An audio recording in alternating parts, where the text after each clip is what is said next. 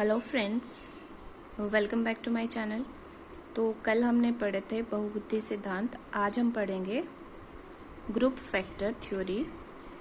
जो बहुबुद्धि सिद्धांत था वो हमारे पास दिया था थॉर्नडाइक ने, और जो ग्रुप फैक्टर थ्योरी है वो हमारे पास दी है थर्स्टन ने इन 1935।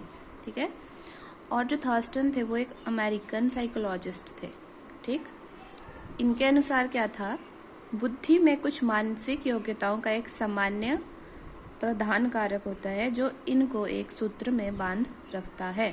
ठीक है, कि जो बुद्धि होती है वो तो हमने पीछे भी पढ़ा है, और जितनी थ्योरीज पढ़ी हैं उसमें हमने क्या पढ़ा है कि बुद्धि एक मानसिक योग्यताओं का समूह है।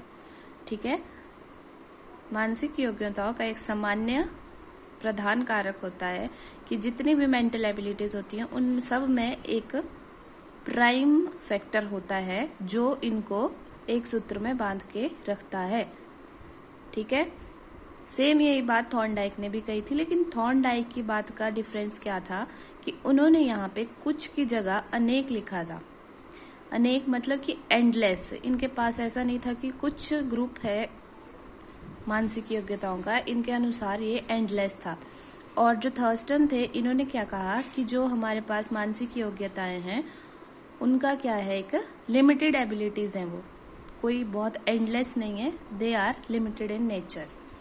ठीक है, आगे आता है आधार, कि किस बेस पे इसका एनालिसिस किया गया। तो कारकों को एनालाइज करके इसका जो हमारे पास डेफिनेशन दिया गया था वो आया था। ठीक है, संरचना, कि किस प्रकार इसको बनाया गया। कुछ मौलिक अधिकारों के समूह से बुद्धि की संरचना होती है अकॉर्डिंग टू थर्स्टन। कुछ मौलिक कारक होते हैं, कुछ मौलिक फैक्टर होते हैं जिनसे मिलके बुद्धि का निर्माण होता है। जैसे दो या अधिक मूल कारक मिलकर एक ग्रुप बनाते हैं जो मानव के किसी क्षेत्र में बुद्धि का प्रदर्शन करते हैं। कि ऐसा नहीं होता कि हमारे पास सिर्फ सिंगल फैक्टर ही होता है हमारे दिमाग में, हमारी बुद्धि में। इसमें क्या होता है कि दो या उससे ज्यादा भी हमारे पास मूल कारक हो सकते हैं जो मिलके एक ग्रुप बनाते हैं और इंसान को मदद करते हैं किसी भी कार्य में जिसमें उसको अपनी बुद्धि का प्रयोग करना होता है। ठीक है, नेक्स्ट है, बुद्धि कई प्रकार की योग्यताओं का मिश्रण है जो डिफरेंट ग्रुप्स में पाई जाती है। यही बात हमने ऊपर भी पढ़ी कि बुद्धि कई प्रकार की योग्यताओं का मिश्रण है। ऐसा नहीं है कि एक प्रकार की ही हमारे पास एबिलिटी है या फिर दो प्रकार की ही है। इसमें कई प्रकार की एबिलिटीज होती हैं जो मिश्रित हैं, जो कि डिफरेंट ग्रुप्स में पाई जाती हैं। ठीक है, आगे आता है मेंटल एबिलिटीज क्रियात्मक रूप से इंडिपेंडेंट हैं बट फिर भी ये ग्रुप में कार्य करती हैं। देखो ये लाइन बहुत इंटरेस्टिंग है, क्योंकि मेंटल एबिलिटीज क्रियात्मक रूप से इंडिपेंडेंट है। इसका मीनिंग हुआ कि जो हमारे पास मानसिक योग्यताएं हैं हमारी, क्रियात्मक मीन्स कि जब भी वो कोई कार्य करती हैं तो वो इंडिपेंडेंट स्वतंत्र रूप से करती हैं। ठीक है, ऐसा नहीं है कि कोई मान लो एक फैक्टर है, एक एबिलिटी है, एक फैक्टर मान लो S1 है, एक फैक्टर है S2, तो ये अपना काम करेगी, ये अपना काम करेगी।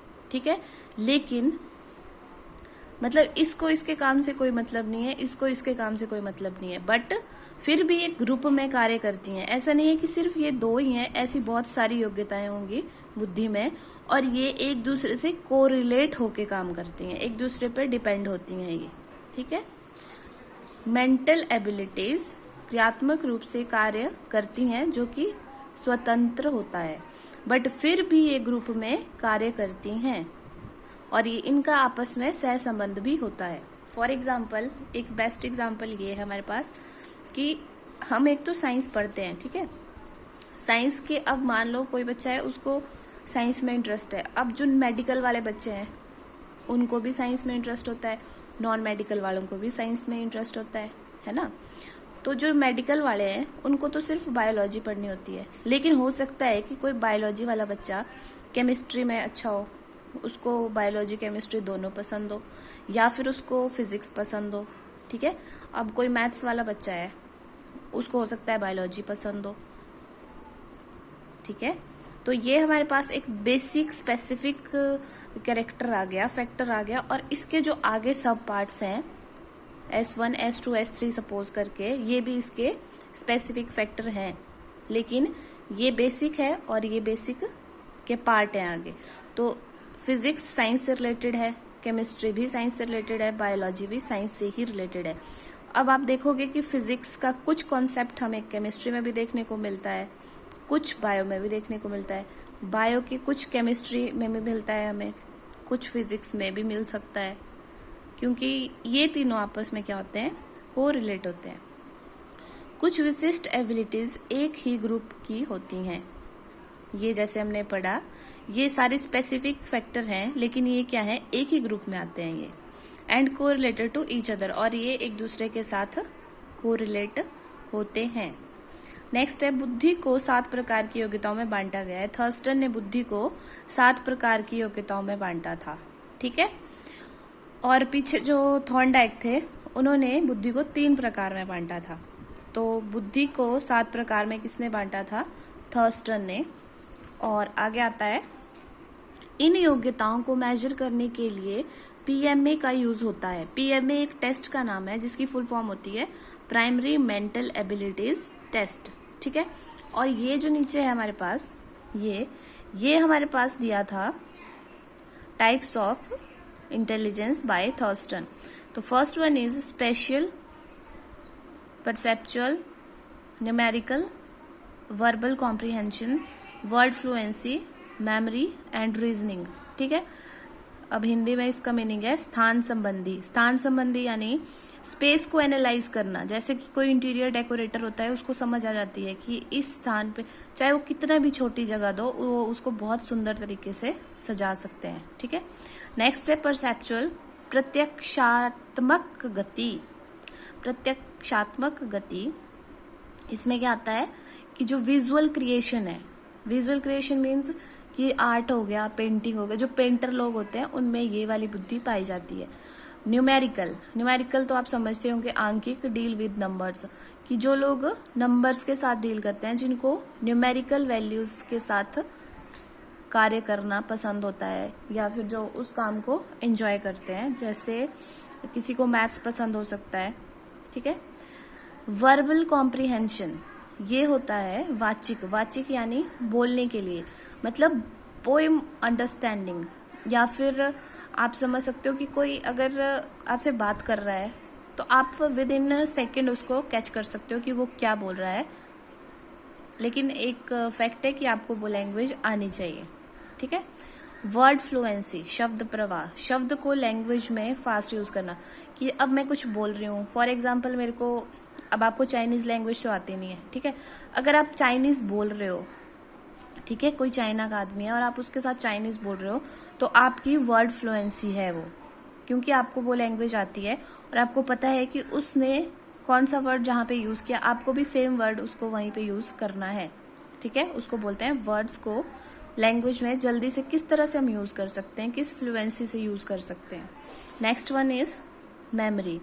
मेमोरी स्मरण शक्ति, कि जिसकी स्मरण शक्ति अच्छी होती है वो भी एक टाइप का इंटेलिजेंस में ही आता है। Next one is reasoning. Reasoning तर्क शक्ति, मीन्स कि जो भले बुरे की पहचान रखता हो, उसके पास लॉजिक हो हर बात का, कि हाँ ये काम करना है तो इसका ये अच्छा परिणाम होगा, इसका ये वर्स्ट भी हो सकता है, ठीक है। तो वो होता है हमारे पास रीजनिंग तर्क शक्ति। और ये आप इसकी ऐसे याद रख सकते हो, इसको शॉर्ट में SPNVMVWMR, जैसे इसको रख सकते हो आप ऐसे याद, SPN को सपना वर्सेस VMR, इसको VMR तो रख लो याद ऐसे ही, तो सपना वर्सेस VMR, सपना का SPN सपना वर्सेस VMR। अब ऐसे देखो, S for special, P for perceptual, N for numerical, V for verbal, W for word fluency, M for memory, R for reasoning, ठीक है। तो ये आज के लिए इतना ही। आई होप आपको ये पसंद आया होगा। Thank you.